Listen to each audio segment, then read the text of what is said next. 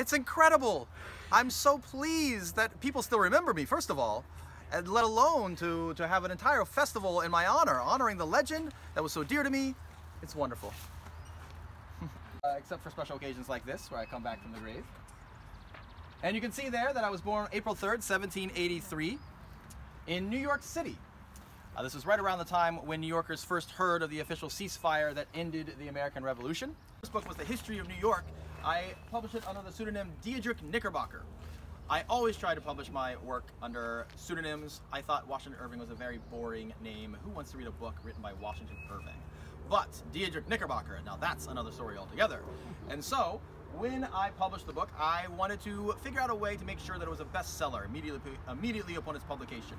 So I contacted several of my friends who worked for newspapers throughout the city and convinced them to publish stories about a historian who was lost in New York City named Diedrich Knickerbocker. Pretty soon everyone in the city was talking about him. Have you seen Diedrich Knickerbocker? Do you know what he looks like?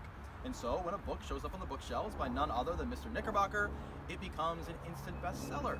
And of course, the legend of Sleepy Hollow. Of course, you all are familiar with the legend of Sleepy Hollow.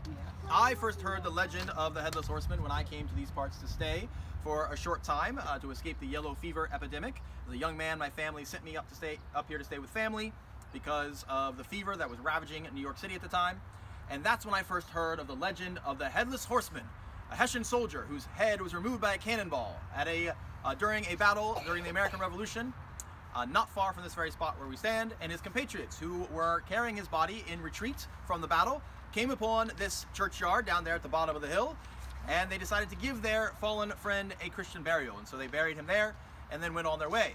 According to legend, at the witching hour of the night, he would rise from his grave that could be seen galloping through these hills that surround us, looking for his missing head, and making quick work to get back to the churchyard just before dawn.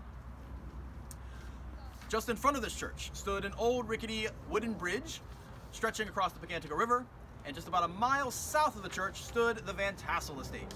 In one blustery October evening, the Van Tassels were hosting a party for all of the residents of Tarrytown and Sleepy Hollow, and at this party there was feasting and dancing, and after the feasting and dancing had died down, there was storytelling. They gathered around the hearth and told ghost stories.